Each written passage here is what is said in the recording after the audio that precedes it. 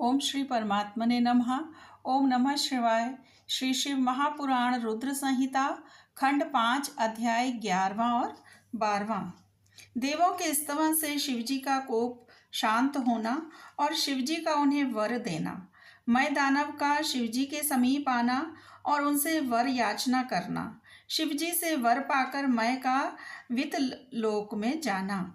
व्यास जी ने पूछा कि महाबुद्धिमान सनत कुमार जी, आप तो ब्रह्मा के पुत्र और शिव भक्तों में श्रेष्ठ हैं, अतः आप धन्य हैं। अब यह बतलाइए कि त्रिपुर के दग्ध हो जाने पर संपूर्ण देवताओं ने क्या किया, मैं कहाँ गया और उन त्रिपुराध्यक्षों की क्या गति हुई। यदि यह वृत्तांत शंभु की कथा से संबंध रखने वाला हो तो वह सब विस्तार पूर्वक मुझसे वर्णन कीजिए। तो सूत जी कहते हैं, मुने, व्यास जी का प्रश्न सुनकर सृष्टिकर्ता ब्रह्मा के पुत्र भगवान सनत कुमार शिव जी के युगल चरणों का स्मरण करके बोले। सनत कुमार जी ने कहा, महाबुद्धिमान व्यास जी, जब महेश्वर ने दैत्यों से खचाखच भरे हुए संपूर्ण त्रिपुर को भस्म कर दिया तब सभी देवताओं को महान आश्चर्य हुआ। उस समय शंकर जी के महान भयंकर रौद्र रूप को, जो करोड़ों सूर्यों के समान प्रकाशमान और प्रलयकालीन अग्नि की भांति तेजस्वी था तथा जिसके तेज से 10 दिशाएं प्रज्वलित सी दिख रही थीं, देखकर साथ ही हिमाचल पुत्री पार्वती देवी की ओर दृष्टिपात करके संपूर्ण देवता भयभीत हो गए। तब मुख्य देवता विनम्र होकर सामने खड़े हो गए। उस अवसर पर बड़े बड़े ऋषि भी देवताओं की वाहिनी को भयभीत देखकर खड़े ही रह गए, कुछ बोल ना सके। वे चारों ओर से शंभु को प्रणाम करने लगे।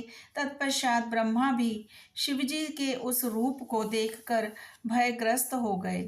तब उन्होंने डरे हुए विष्णु तथा देवगणों के साथ प्रसन्न मन से सावधानी पूर्वक उन गिरिजा सहित महेश्वर का, जो देवों के देव हैं, भव तथा हर नाम से प्रसिद्ध हैं, भक्तों के अधीन रहने वाले और त्रिपुर हंता हैं, स्तवन किया। तदंतर सभी प्रमुख देवताओं ने भगवान शिव की स्तुति की। यों स्तुति किए जाने पर लोकों के कल्याणकर्ता शंकर प्रसन्न होकर बोले। शंकर जी ने कहा कि ब्रह्मा, विष्णु तथा देवगण, मैं तुम लोगों पर विशेष रूप से प्रसन्न हूँ, अतः अब तुम सभी विचार करके अपना मनोवांछित वर मांग लो। सनत कुमार जी कहते हैं, मुनि श्रेष्ठ, शिव द्वारा कहे हुए वचन को सुनकर सभी देवताओं का मन प्रसन्नता से खिल उठा। फिर तो वे बोल उठे। देवताओं ने कहा, भगवन देवेश, यदि आप हम पर प्रसन्न हैं और हम देवगणों को अपना दास समझकर वर देना चाहते हैं तो देव सत्तम, जब जब देवताओं पर दुख की संभावना हो तब तब आप प्रकट होकर सदा उनके दुखों का विनाश करते रहें। सनत कुमार जी कहते हैं, महर्षि, जब ब्रह्मा, विष्णु और देवताओं ने भगवान रुद्र से ऐसी प्रार्थना की तब वे शांत तथा प्रसन्न होकर एक साथ ही सबसे बोले, अच्छा, सदा ऐसा ही होगा। ऐसा कहकर शंकर जी ने, जो सदा देवों का दुख हरण करने वाले हैं, प्रसन्नता पूर्वक देवों को जो कुछ अभीष्ट था वह सारा का सारा उन्हें प्रदान कर दिया। इसी समय मैं दानव, जो शिवजी की कृपा के बल से जलने से बच गया था, शंभु को प्रसन्न देखकर हर्षित मन से वहां आया। उसने विनीत भाव से हाथ जोड़कर प्रेम पूर्वक हर तथा अन्यान्य देवों को भी प्रणाम किया। फिर वह शिवजी के चरणों में लौट गया।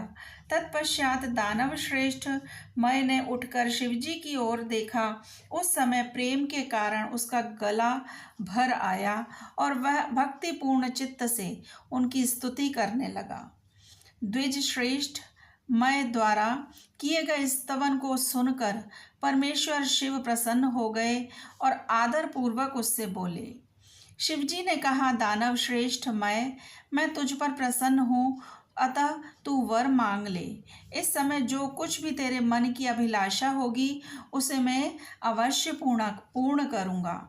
सनत कुमार जी कहते हैं, मुने, शंभु के इस मंगलमय वचन को सुनकर दानव श्रेष्ठ मय ने अंजलि बांधकर विनम्र हो उन प्रभु के चरणों में नमस्कार करके कहा। मैं बोला, देवाधिदेव महादेव, यदि आप मुझ पर प्रसन्न हैं और मुझे वर पाने का अधिकारी समझते हैं तो आप अपनी शाश्वती भक्ति प्रदान कीजिए। परमेश्वर, मैं सदा अपने भक्तों से मित्रता रखूं, दीनों पर सदा मेरा दया भाव बना रहे और अन्यान्य दुष्ट प्राणियों की मैं उपेक्षा करता रहूं। महेश्वर, कभी भी मुझ में आसुर भाव का उदय ना हो। नाथ, निरंतर आपके शुभ भजन में तल्लीन रहकर निर्भय बना रहूं। सनत कुमार जी कहते हैं, व्यास जी, शंकर तो सबके स्वामी तथा भक्त वत्सल हैं। मैंने जब इस प्रकार उन परमेश्वर की प्रार्थना की तब वे प्रसन्न होकर मैं से बोले। महेश्वर ने कहा, दानव सत्तम, तू मेरा भक्त है, तुझ में कोई भी विकार नहीं है, अतः तू धन्य है।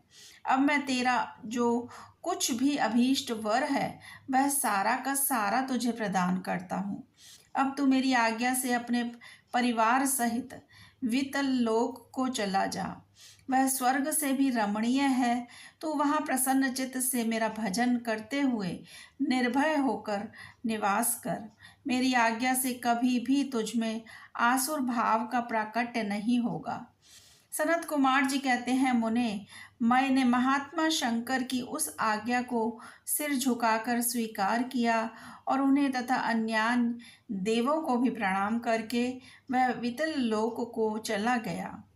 तदंतर महादेव जी देवताओं के उस महान कार्य को पूर्ण करके देवी पार्वती अपने पुत्र और संपूर्ण गणों सहित अंतर्ध्यान हो गए।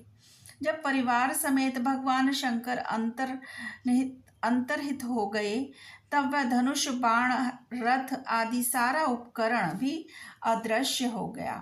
तत्पश्चात ब्रह्मा, विष्णु तथा अन्यान्य देव, मुनि, गंधर्व, किन्नर, नाग, सर्प, अप्सरा और मनुष्यों को महान हर्ष प्राप्त हुआ।